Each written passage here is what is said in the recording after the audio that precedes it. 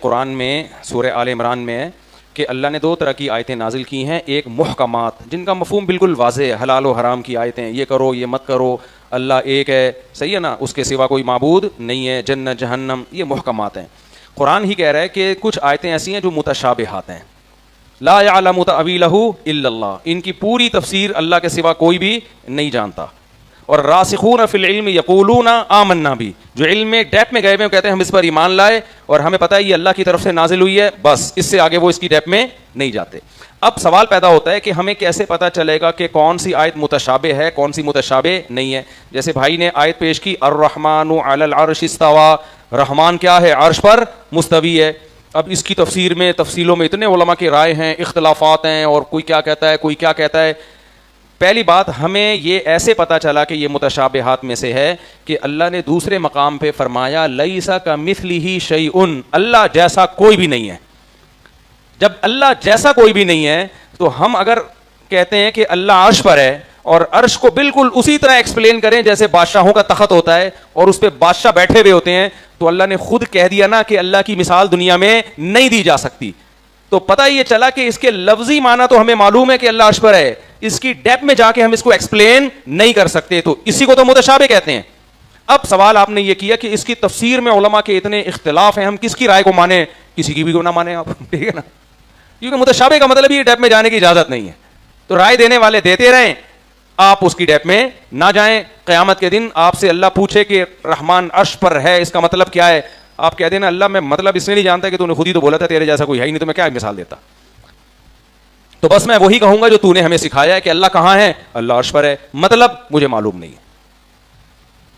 سمجھ آ رہی بات, پوچھا جائے گا کہاں ہے, عرش پر ہے, مطلب کیا ہے مجھے نہیں پتا بھائی مطلب کیا ہے. باندی سے نبی نے پوچھا اللہ کہاں ہے, باندی نے کہا آسمانوں میں, نبی نے مطلب نہیں پوچھا اس کا مطلب کیا ہے, بس کہا کہ ٹھیک ہے کافی ہے, اتنی رپورٹ بولو کافی ہے, تو مطلب نہیں ہمیں پتا. تو اللہ کو دنیا پہ قیاس نہیں کیا جا سکتا, عرش کو ایکسپلین نہیں کیا جا سکتا. تو بہتر یہی ہے کہ اللہ کی کرسی ہے وہ ہے, ہمیں نہیں پتا بھائی کیا ہے. تو اصل میں ان آیتوں کی بنیاد یہ ہے کہ اللہ نہ ہم سے ہمارے مینٹل لیول کے حساب سے بات کرتا ہے, ٹھیک ہے نا. اگر اللہ اپنے حساب سے بات کرے تو ہمیں ایک لفظ بھی سمجھ میں نہ آئے, تو اللہ ہم سے ہمارے حساب سے بات کرتا ہے. کیونکہ ہم نے بادشاہوں کا, خاص طور پہ جب قرآن نازل ہوا تو بادشاہوں کا تصور یہی تھا کہ ان کا عرش ہوتا ہے اور عرش کے اوپر کرسی ہوتی ہے اور کرسی کے اوپر بادشاہ سلامت. تو اللہ نے ہمیں اپنی ذات کو ایکسپلین کرنے کے لیے ہماری مینٹیلٹی کے حساب سے بات چیت کی ہے. تبھی اللہ نے کہا دائیں ہاتھ میں زمین اور آسمان لپٹے ہوئے ہوں گے میرے, والسماوات مطویات بیمینی والارض جمیعا قبضتہ, پوری زمین اللہ کی مٹھی میں ہوگی, قرآن کے الفاظ ہیں, اور ایک ہاتھ میں سارے آسمان لپیٹے ہوئے ہوں گے. تو یہی سمجھانے کے لیے کہ سب کچھ کس کے کنٹرول میں ہے, میرے. دنیا میں ہم یہی مثالیں دیتے ہیں نا کہ بھائی یہ تو سب میرے انگلی میں لپیٹ دوں گا یہ سب کچھ. اب اس میں کوئی یہ نہیں کہہ سکتا کہ یوں کر کے لپیٹے ہوئے ہوں گے اور ایسے اللہ کا مکہ ہے, بھائی ہمیں نہیں اللہ کے بارے میں پتا. اور آسان مثال حدیث میں آتا ہے کہ اللہ کے دونوں ہاتھ دائیں ہیں, اللہ کے دونوں ہاتھ کیا ہیں, دائیں. حالانکہ عقلی طور پر یہ ممکن نہیں ہے, کیونکہ دائیں اور بائیں یہ امور اضافیہ میں سے, اضافی کا مطلب اس کو میں رائٹ اس لیے کہتا ہوں کہ یہ لیفٹ ہے, لیفٹ کے مقابلے میں جو ہاتھ ہوگا وہ رائٹ کہلائے گا, رائٹ کے اپوزٹ جو ہاتھ ہوگا وہ کیا کہلائے گا, لیفٹ. تو کسی شخص کے دونوں ہاتھ رائٹ ہو ہی نہیں سکتے, لیکن دایاں ہاتھ یہ برکت کی علامت ہے.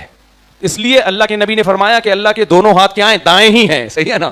تو پتہ چلے یہ حدیث اپنے ظاہری معنی پر نہیں ہے, دائیں کا مطلب برکت ہی ہے نا, اللہ کے دونوں بائیں نہیں, لیفٹ نہیں ہے اللہ کے یہاں. تو یہ سب ہماری مینٹیلٹی کے حساب سے ہمیں سمجھانے کے لیے, اسی لیے اللہ نے آگے کہہ دیا کہ جو راسخ فی العلم ہے وہ ان چیزوں کی ڈیپ میں نہیں جاتے, وہ کہتے ہیں بھائی اللہ کی طرف سے نازل ہوئی, ہم ایمان لائے. تو اس پر اجمالی ایمان لانا کافی ہے. اجمالی کا مطلب ڈیٹیل میں نہیں جایا جائے گا اور یہ کہا جائے گا اللہ نے ہم سے جو بات کی ہے ہماری مینٹیلٹی کے حساب سے, یہ متشابہات ہیں. سمجھ میں آ رہی ہے بات؟